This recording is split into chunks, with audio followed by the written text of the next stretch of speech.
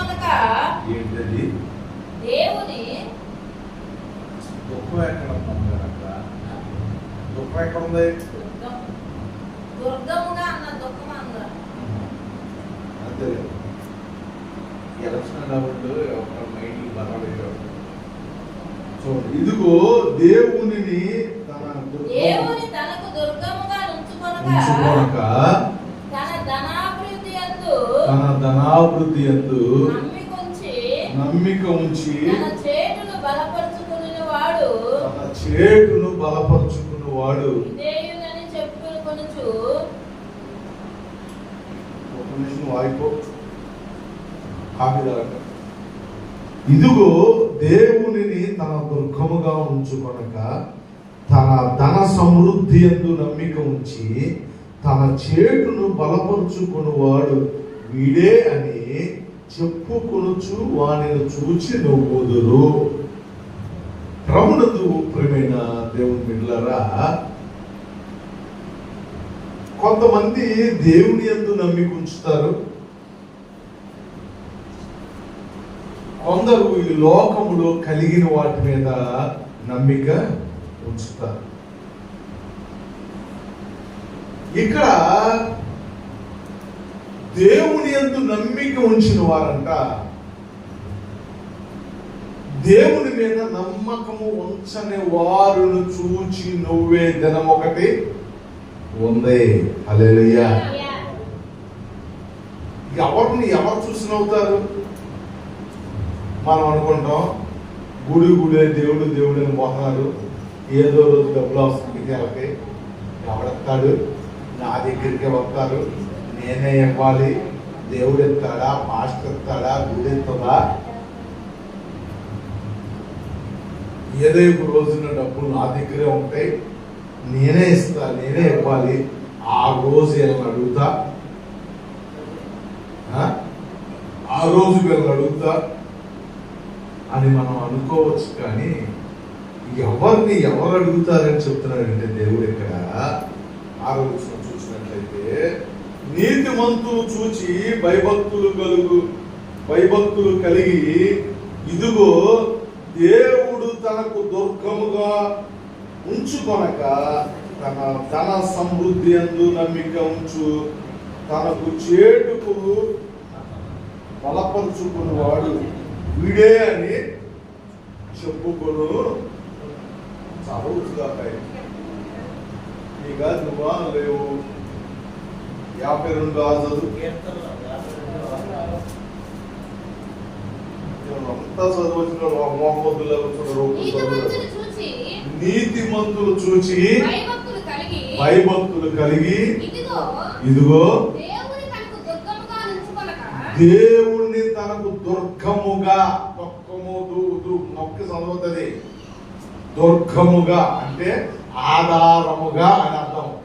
దేవుణ్ణి తనకు ఆధారముగా ఉంచుకొనక ధన సమృద్ధి యందు నమ్మిక ఉంచి తన చేటును బలపరుచుకున్నవాడు వీడే అని చెప్పి, అది దేవుణ్ణి నమ్మిక ఉంచిన వాడిని చూసి నవ్వుదామని మనం అనుకుంటాం. దేవుడు ధన సమృద్ధిని నమ్మికగా ఉంచుకున్న వాడిని చూసి నవ్వాల్సిన పరిస్థితి ఒకరోజు వస్తుంది. హల్లెలూయా. ఇవి ఎవరికి వారికి అనుభవంలో వస్తే గాని అర్థం అవ్వవు. సహజంగా మన ప్రతి అవసరానికి ఏది కావాలి? డబ్బులే కావాలి కాదంటున్నా. కానీ ఒక సమయమున నీ దగ్గర ఉన్న డబ్బులు నిన్ను కాపాడలేవు, నీ దగ్గర ఉన్న డబ్బులు నీకు మనశ్శాంతి ఇవ్వలేవు, నీ దగ్గర ఉన్న డబ్బులు నిన్ను మరణాల నుంచి తప్పించలేవు, నీ దగ్గర ఉన్న డబ్బులు నీ బిడ్డలను బాగు చేయలేవు. దేవుడు బిడ్డలారా, అందుకని ఇక్కడ చెప్తున్నాడు, ధన సమృద్ధిని ఆధారం చేసుకున్నవాడు, నమ్మిక ఉంచినవాడు, వాడిని చూచి నువ్వే రోజు ఒకటి వస్తున్నాను. తెలుసా, సమస్త కీడులకు ధనాపేక్షే మూలం. గుడి మానేయడానికి డబ్బులే చెప్పారు. పొద్దున ఒక మాలలో ఉపాస ప్రార్థనలో ఒక మాల పెట్టారు. వచ్చారు ఇంటికి ఒక వస్తారన్నమాట. ఇంట్లో రక్షించబడిన వాడు 4-5 ఉంటారు. గుడికి ఎంత వస్తారు? ఇంకొకడు కూడా ఇంట్లో ఒకడే వస్తాడు. ఆ ఒకడెవడో దూగేవాడు, వాడి వల్ల పనికి వెళ్తే డబ్బులు వచ్చి రానోడు, ఉపయోగం లేనివాడు పంపిస్తారు. ఈ ఉపయోగం కలిగి డబ్బులు సంపాదిద్దాం అనుకున్న వాళ్ళందరూ ఎక్కడ తిరుగుతుంటారు? డబ్బుల కోసం. అది అది అదేంటి ఎవరో వస్తున్నారుగా ఇంట్లో మేము ఉన్నాక నేను ప్రార్థన చేస్తున్నాను ప్రభు. అలా ఇది కాదు కదా. యెహోషువ దగ్గరికి వెళ్ళినప్పుడు నేను నమ్ముకుంటాడయ్యా, మా వాళ్ళు వాళ్ళ ఇష్టం అని అన్నాడా? ఏమన్నాడు? నేను నా ఇంటి వారును యెహోవాను సేవించదము. హల్లెలూయా. ప్రభువులారా, ఓ మాట చెప్తా విను. రక్షణ ఎవరు రాలే. ఇంట్లో ఒకడు గుడికి వెళ్తే ఇంటి పాది పరలోకానికి వెళ్ళరు. ఇంట్లో ఒక రక్షణ తీసుకుంటే ఇంటి పాపాలన్నీ పోవు. ఎవరి రక్షణ వాళ్ళదే, ఎవరి ప్రార్థన వాళ్ళదే. అలా అయితే ఎక్కడో మా తాతలో ప్రార్థన చేస్తే మొత్తం వెళ్ళిపోయే వాళ్ళకి ఈ బాధలన్నీ గురికి రావడాలు, కూర్చుంటారు. మనం కూడా అక్కడ రోడ్ల మీద హ్యాపీగా కలిసి కూర్చొని చెప్పుకునే వాళ్ళగా. ప్రభుత్వమైన దేవుని బిడ్డలారా గమనించాలి. నిన్న ఒక అమ్మాయి కొద్ది రోజులు గుడికి వచ్చింది, మళ్ళీ మానేసి పనికి వెళ్ళిపోయింది. నేను పిలిచి చెప్పి, అమ్మాయి తప్పు, రక్షణ తీసుకొని నువ్వు ఆదివారం గుడి మానేసి పనికి వెళ్ళకూడదు. యాసి చెప్తాం అయ్యగారు, అప్పులు ఉన్నాయంట. అప్పులు ఉన్నాయండి, తీర్చుకోవాలి అయ్యారు. ఏమంటావు అమ్మ దానికి? లేదమ్మా, అప్పులు ఉన్న గుడికి రావడానికి దిగుతావా అని అడిగింది. సరే, ఇప్పుడు పోయిన ఆనందం చూస్తున్నంత కాన్పులు పెట్టిలో డబ్బులు పొద్దున ఏమి చూసాను. గచ్చం కనబడతలా, 2 కళ్ళు కనబడతాం. నా కలర్ జబ్బా కాదు, కలర్ జబ్బి మరి ఎందుకు వచ్చింది తెలియదు. 2 కళ్ళు కనబడతాం. పోయిన వారం భార్య భర్తలు ఇద్దరు వచ్చారు. అయ్యారు మమ్మల్ని ఏం చేయమంటారు? ఏం చేయమంటారంటే మళ్ళీ గుడికి మొదలు పెట్టండి. చేసినవన్నీ రక్షణ తీసుకున్నావు అడిగా. అమ్మ, బాప్తిసం తీసుకున్నావు, క్రమాలు చేస్తున్నావా, గుడి క్రమంగా వస్తున్నావా? రాసు. దశభాగం ఇచ్చి ఎన్ని సంవత్సరాలు అయింది? చాలా సంవత్సరాలు అయింది. కనీసం పెన్షన్లో ఎత్తున్నావా? ఇవ్వట్లేదయ్యా. పనికి వెళ్ళినట్లు ఎత్తున్నావా? ఇవ్వట్లేదయ్యా. మీ ఆయన తెచ్చేదాంట్లో ఎత్తున్నావా? ఇవ్వట్లేదయ్యా.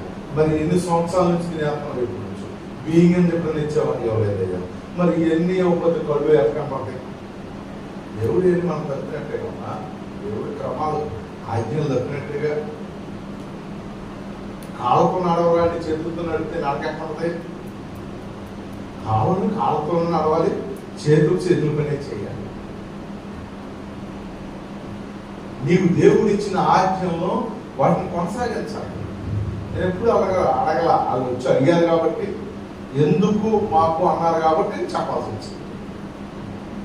అయ్యారు ఎక్కడి నుంచి చెప్తాం, ఎంతమో అనుకుంటావు, నాగెదుకున్నా నీ ఇష్టం.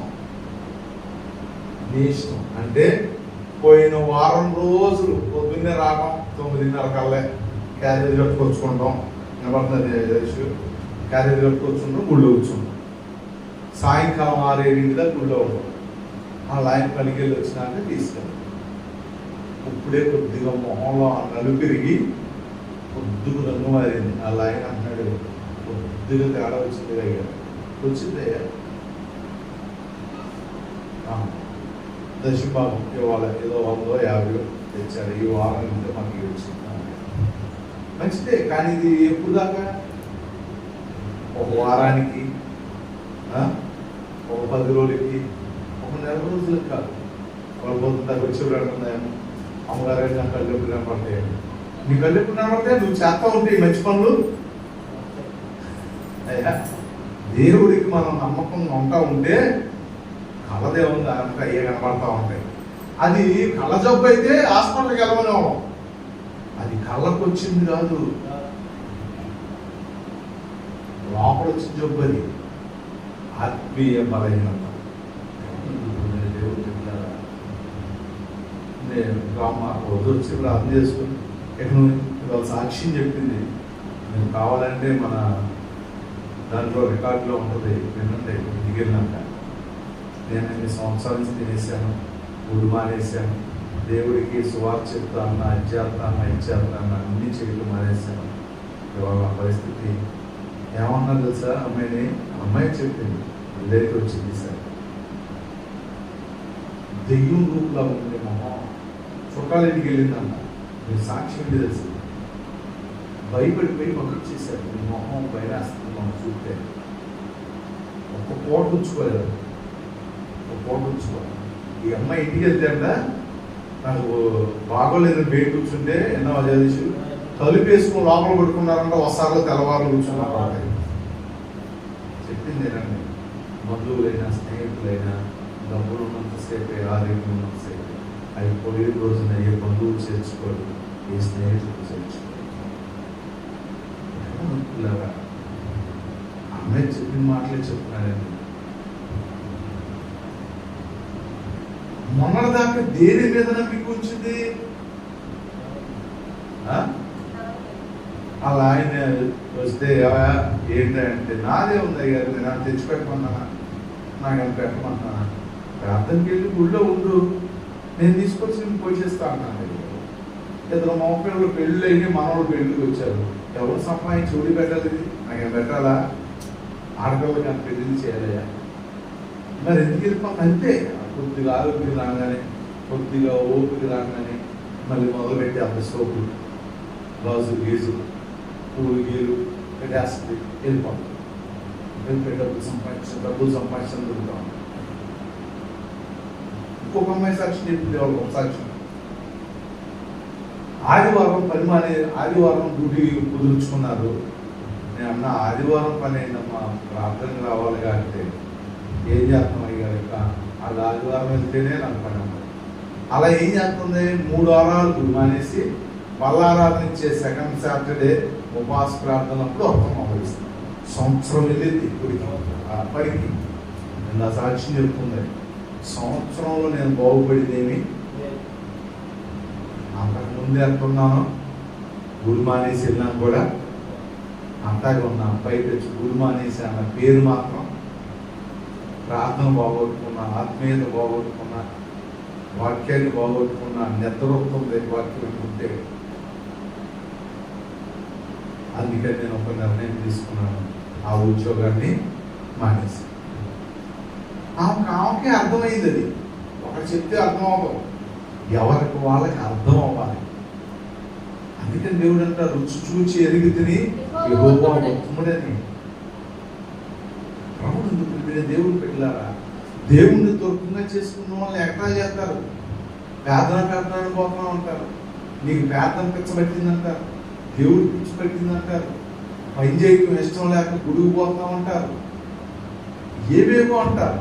కానీ దేవుడిని కాక ధన సమృద్ధినందు నమ్మిక ఉంచుకుని వాడి చేటును చూసి, వాడికి కలిగే ఆపదను చూసంట, ఏదో ఒక రోజున మనం చూసావా, దేవుడు ఎంత గొప్పవాడు, చెప్పిన మాట లేదు. భయపెడతాను కాదండి మాటలు, భయపెడతాను కాదు. దేవుని గ్రంథంలో ఉన్న మాట, ధన సమృద్ధి చూడక, ధన సమృద్ధి ఎందు నమ్మిక ఉంచిన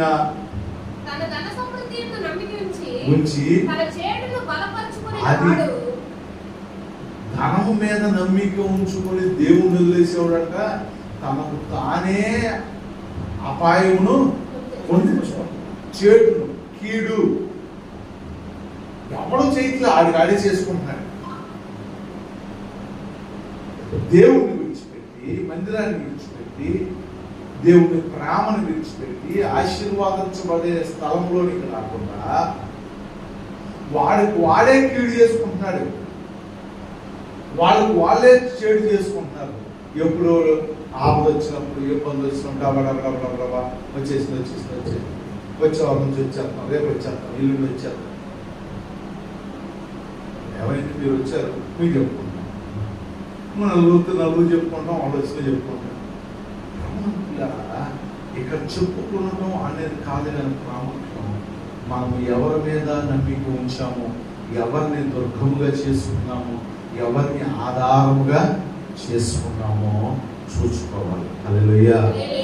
ప్రభువునందు ప్రియమైన దేవుడు బిడ్డలారా, దేవుడిని ఆధారం చేసుకున్న వాడి దగ్గర నమ్మలేకపోవచ్చు, కానీ వాడికి ఏ అపాయముని గుడారమును సమీపించకు. హల్లెలూయా. ఏ అపాయముని గుడారమును సమీపించదు. ఎందుకంటే నీ గృహానికి దేవుడు అధిపతి. ఏ రోగము వ్యాధి బాధ నీ మీదకి వచ్చినా, ఉపద్రవములు నీ మీదకి వచ్చినను నువ్వు మునిగిపోవు. మనం మునిగిపోవండి, మనం దాటి వెళ్ళిపోవాల్సిందే. ఎందుకంటే మనము దేవుణ్ణి దుర్గముగా ఉంచుకున్నాం, ఆయన మీద నమ్మిక ఉంచాం, ఆయన మీద ఆధారపడి ఉన్నాం. దేవుడు బిడ్డలారా, ధన సమృద్ధి ఎందుకు నమ్మిక ఉంచిన వాడంట వాడికి కీడు, వాడికి చేటులను ఆడికి వాడే బలపరచు. దేవుడు బిడ్డలారా, ఏదో ఒక దినాన వాళ్ళని చూసి మనం నువ్వేలోకి వస్తాం. మనం చాలా మంది డబ్బు అని తెచ్చేవాళ్ళని చచ్చిపోయాక ఎత్తుకొని తీసుకెళ్ళామని చూసి డబ్బులో చచ్చిపోయింది, జనాలు పీడించింది, ఎప్పటికెళ్తుంది అనే మాట నవ్వుతాము. కానీ ఆ డబ్బులు మాత్రం మనం కూడా అదే బతుకుతాము.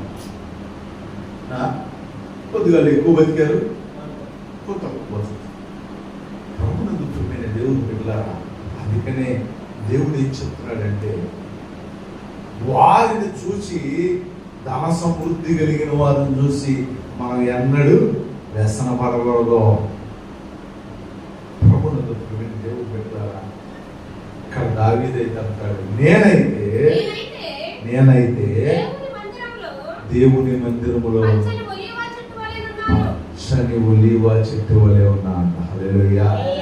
వాడు ధన సమృద్ధి మీద నమ్మిక ఉంచి వాడికి వాడు చేడు తెచ్చుకున్నాడు, కానీ వాడి ఇబ్బందులు పాలయ్యాడు, కానీ వాడు రోగాలు కొనుక్కొచ్చుకున్నాడు, కానీ వాడి కష్టాలు వాడు తెచ్చుకున్నాడు. కానీ నేనైతే ధనం మీద నమ్మిక ఉంచలేదు, దేవుని మీద నమ్మిక ఉంచి, దేవుని మందిరం మీద నమ్మిక ఉంచి, దేవుని ప్రేమ మీద నమ్మిక ఉంచి, దేవుడు నాకు మేలు చేస్తాడు, నన్ను పోషిస్తాడు, నాకు సహాయము చేస్తాడు అని నమ్మిక ఉంచాను. కనుక నేను ఎలా ఉన్నా అంటున్నాడు, నేనైతే దేవుని యొక్క మందిరములో ఆగాలి. ఎలా ఉన్నా అంట, పచ్చని ఒలీవ చెట్టు. పచ్చని అంటే తెలుసా, డబ్బులు ఎక్కువ ఉన్నాయి అని కాదు, నీ సంసారం పచ్చ ఉన్నమాట. అంటే మేడ కట్టావనా, మిద్దె వేసావనా, బ్యాక్లో కాదు. మంచి భర్త, చక్కగా మాట పిల్లలు పచ్చగా ఉన్నారన్న, సంతోషం ఉన్నారు, నవ్వుతూ ఉన్నారు. అనేక కుటుంబాలు వచ్చారు, తగాదాలు, గొడవలు, అలుగుళ్ళు, అన్నం వేటేశారు కాదు, ప్రార్థన లేకపోవడం, గుడికి రాకుండా, ఒకరి మాట ఒకడు శృతి కలవకుండా, ఒకరి మాటకు ఒకరు విలువించుకోకుండా లోకంలో బతుకుతూ ఉంటారు. కానీ నీ కుటుంబం అయితే పచ్చగా ఉన్నాం. ఇక్కడ దావీదు చెప్తున్నాడు, నేనైతే దేవుడి మందిరములో ఉండి, దేవుని మందిరంలో గడిపి, దేవునితో గడిపి నా కుటుంబం ఎలా ఉన్నాను తెలుసా, పచ్చని ఒలీవ చెట్టు వలె ఉన్నాను. హల్లెలూయా. పచ్చదనము ఆశీర్వాదానికి, పచ్చదనము సమాధానానికి, పచ్చదనము మేలుకు గుర్తు. మనకెప్పుడు ఎండిపోయిన పొలాలు, ఎండిపోయిన చెట్లు, ఎండిపోతాం. ఒక అమ్మాయి మొన్న మాట్లాడింది, అమ్మగారు నా కళ్ళలో ఒక పుస్తకంలో నా పేరు రాసి ఉంది. పేరుని ఏం చేశారంట? నేను అనలేదా? పేరుని ఏం చేశారు? కొట్టేశా. ఒక చెయ్యి వచ్చి ఆ పుస్తకం తెరిచి రాసిన పేరు కొట్టేశా. నాకు జారిపోయింది. ఏంటి అర్థం? కొట్టేసిన పేరు అంట మళ్ళీ పక్కన రాశాడు. హల్లెలూయా. కొట్టేసిన పేరుని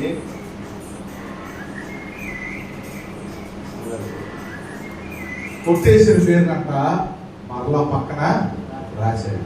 నేను కొట్టేద్దాం అనుకున్నాడు అమ్మాయి, కానీ మళ్ళీ జాలిపడి మళ్ళీ రాశాడు. హల్లెలూయా. ప్రభునందు ప్రియమైన దేవుని బిడ్డలారా గమనించండి. కొట్టివేద్దాం అనుకున్నాడు కానీ మళ్ళీ అవకాశాన్ని అనుగ్రహించాడు. పోగొట్టుకోవద్దు.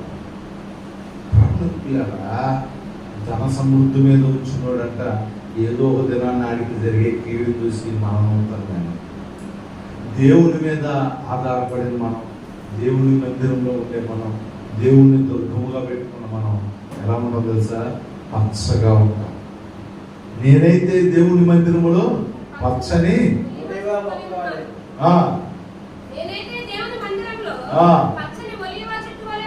ఉన్నాను. అది నిత్యము దేవుని కృపయందు రెగ్యులర్ గుర్తొచ్చేవాడికి దేవుడి మీద నమ్మకం లేదు. గుర్తుపెట్టుకో, రెగ్యులర్గా గుర్తొచ్చేవాడి కనుక దేవుడి మీద నమ్మకాలు పెరుగుతూ ఉంటాయి. అనేకుల జీవితాల్లో చేసే కార్యాలు, అనేకులు చెప్పే సాక్ష్యాలు, దేవుని యొక్క వాక్యం మనల్ని ఏం చేస్తుంది తెలుసా? నమ్మకంలో, విశ్వాసంలో పెంచింది. అదే నెలకు ఒకసారి, 6 నెలలకు ఒకసారి వస్తా ఉంటే చెప్పే వాక్యం అర్థం అవ్వదు. ఎవరన్నా చెప్పినా నీకు నమ్మబుద్ధి అవ్వదు తెలుసా? నిజమండి. స్కూల్కి రోజు వెళ్ళేవాడికి మాస్టర్ చెప్పే పాఠం అర్థమైంది. అప్పుడప్పుడు వెళ్ళేవాడికి ఏమర్థమైంది? నాకేం అర్థం అవ్వట్లేదురా అంటాడు. నేను దానికి అదే అర్థమైందిలే అయ్యా. ఎందుకంటే దావీదు కూడా అదే చెప్తున్నాడు, నేనైతే నిత్యము ఒలీవ చెట్టు వలె ఉన్నాను. అది ఇతడు పచ్చగా ఉన్నాడు కనుక నిత్యము. ఆపద వచ్చినప్పుడు నమ్మటం, ఆపద భోగాన్ని మర్చిపోవడం కాదు. నిత్యము, ఎల్లప్పుడూ, ఎప్పుడు దేవుని సన్నిధిలో ఎలా ఉన్నారు సార్? నమ్మిక ఉంచాడంట. హల్లెలూయా. దేవుని కృప మీద నమ్మిక ఉంచాడు. చదువు. నీవు దానిని నెరవేర్చితివి కనుక హల్లెలూయా. దేవుడు మన ప్రార్థన ఆలకించి నువ్వేది అడుగుతావో అదేం చేస్తాడు తెలుసా? నెరవేరుస్తాడు.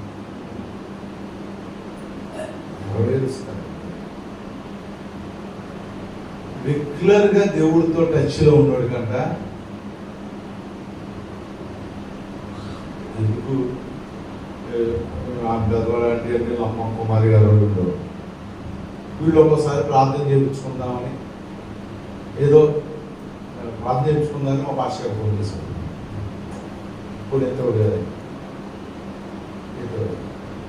నేను వచ్చేవాడిని. అప్పుడే అయ్యగారికి ఫోన్ చేసాం, ఫోన్ ఎత్తట్లా. కుమారి గారు ప్రార్థన చేద్దాం, లేకపోతే వాళ్ళు ప్రార్థన చేద్దాం, ఇవి ఈ అమ్మాయి మాట్లాడేదాన్ని. సార్ నేను చేస్తాను ఉంటాను. ఫోన్ చేయగానే టక్మని ఎత్తారు. అదేంటి ఇప్పుడేగా మేము చేసాం, మా ఫోన్ అయితే ఎత్తలా, నీ ఫోన్ అయితే ఎత్తామంటే నేను నిత్యం ఆయన టచ్లో ఉంటా.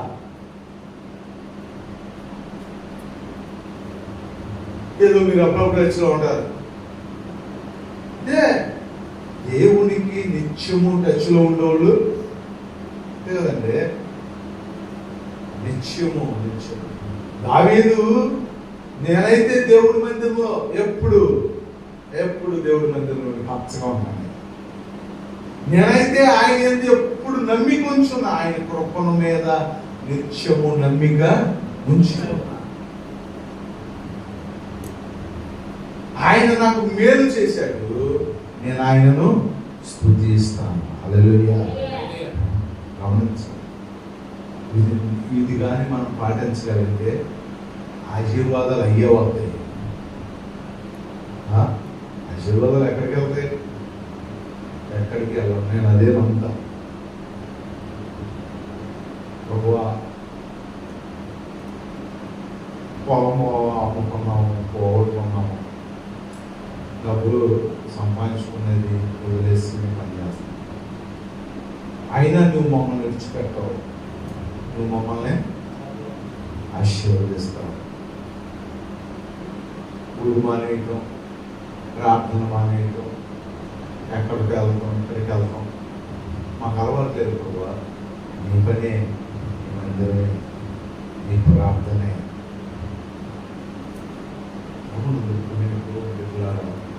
గమనించండి, మరి మనకి ఎందుకు చేయలేలే? నేను నమ్ముతున్నా, ఆయన దేవుడు నా పరిస్థితి చూస్తున్నాడు, ఆయన ఆశీర్వదించాలంటే ఎలాగైనా ఆశీర్వదిస్తాడు, ఎలాగైనా దేవుడు ఆశీర్వదిస్తాడు. ఎందుకంటే ఆయన కృప మీద మనం ఏముంచి ఉన్నాం?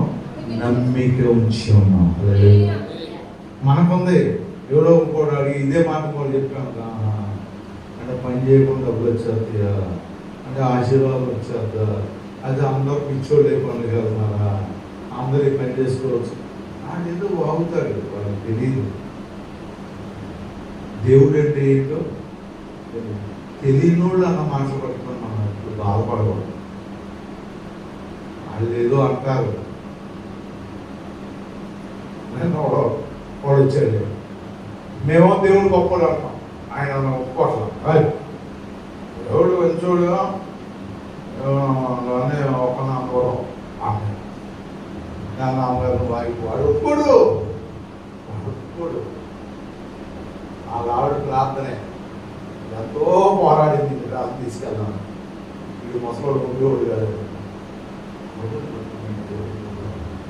నమ్మడం జోలి మనకు నమ్మే, మన దగ్గర నమ్మకం ఉంటే, మనకి విశ్వాసం ఉంటే, మనం రెగ్యులర్గా దేవునికి టచ్లో ఉంటే, మనం ప్రార్థనలోనూ ఆయన పనిలోనూ ఆయనతో మనం ఉంటే, దేవుడు ఖచ్చితంగా మనల్ని పచ్చగా ఉంచుతాడు. హల్లెలూయా. డబ్బు వచ్చింది, మేడలు కడతాం, ఇల్లు కడతాం, నీ కుటుంబం సంతోషం ఉంటుంది, సమాధానం కలిగి ఉంటుంది. చక్కగా ఒకరి మాటకు ఒకరు విలువించుకుంటారు, ఒకరిని ఒకరు గౌరవించుకుంటారు. కుటుంబంలో తగాదాలు ఉండవు, భేదాభిప్రాయాలు ఉండవు, ఏడుపు కడవు ఉండవు. సంతోషముగా దేవుని బల్ల చుట్టూ మన పిల్లల ఒలివ మొక్కల వలేను, నీ భార్యని కౌగిట ఫలించు ద్రాక్షవల్లేను, నీ భర్త నీ మాట వినేవాడు కాదు. చక్కటి కుటుంబం చూడవచ్చమైన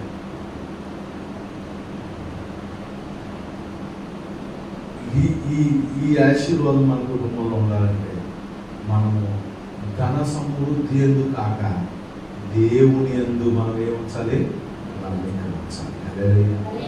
నమ్మకం వారం ఉంటుంది, వారం ఇట్లా ఉండకూడదు. అలా ఉంటే ఎప్పుడు శోధన సమస్య, దేవుడు మళ్ళీ శోధన సమస్య, ఇలా రిపీట్ అవుతూ ఉంటాయి.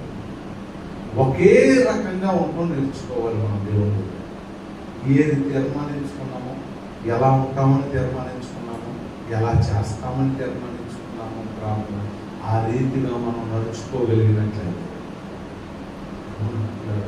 దేవుడు మన కుటుంబాలను కూడా దావీదు చెప్పినట్లు మన జీవితాల్లో కూడా పచ్చగా ఉంచుతారు. మనల్ని ఎగతాళి చేసిన వాళ్ళు, మనల్ని హేళన చేసిన వాళ్ళు, వాళ్ళకి కలిగే చేతులను చూసి మనం బాధపడే పరిస్థితి ఏదో ఒక దినాన్ని వచ్చింది.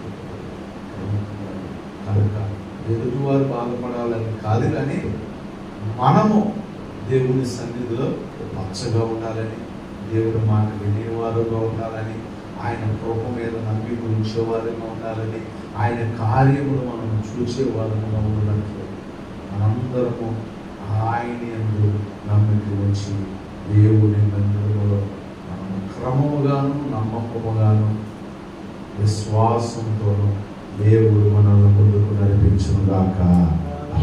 ప్రార్థన చేసుకుంటాం. పరిశుద్ధుడా, ప్రేమగల తండ్రి, దయగలిగిన రక్షక, అనేక మంది బిడ్డలు ఇది నాకు రావాల్సి ఉంది, మరి ఏ పనుల నిమిత్తమో వారు రాలేకపోయారో నిశ్చితమైతే వచ్చే వారానికి నడిపించండి. వచ్చిన నీ ప్రేమిడులందరూ నమ్మిక పొందాలి. వారు నీ యందు నమ్మిక ఉంచారు. వారికి కావలసిన మేలును, ఆశీర్వాదము, దీవెనను దయచేయండి. వచ్చిన ప్రతి ఒక్క బిడ్డను దీవించండి, ఆశీర్వదించండి. నాయన నీ యందు నమ్మిక ఉంచువారు నాయన పచ్చని ఒలివ చెట్టు వలె మందిరంలో ఉంటారని సెలవించు. ఆయన బిడ్డలకు కావాల్సిన దీవెన, ఆశీర్వాదం మెండుగా దయచేయండి. ఆయన నీ కృపగల హస్తాలకు బిడ్డలను అప్పగిస్తుండగా మీరే నామానికి మేము తెచ్చుకున్నాం. యేసు పరిశుద్ధ నామం అడుగుచున్నాం తండ్రి. మనందరం లేచి నిలబడినట్లయితే దేవుని యొక్క ఆశీర్వాదం తీసుకున్నాం. పరలోకములో ఉన్న మన పరమ తండ్రి అయిన దేవుని ప్రేమ, కుమారుడైన యేసుక్రీస్తు వారి కృప, పరిశుద్ధాత్మ దేవుని యొక్క అన్యోన్య సహవాసం సన్నిధి కూడి వచ్చిన ప్రతి ఒక్క బిడ్డకును వారి కుటుంబములను దేవుడు సదాకాలముతో ఉండి దీవించి ఆశీర్వదించును గాక. ఆమేన్.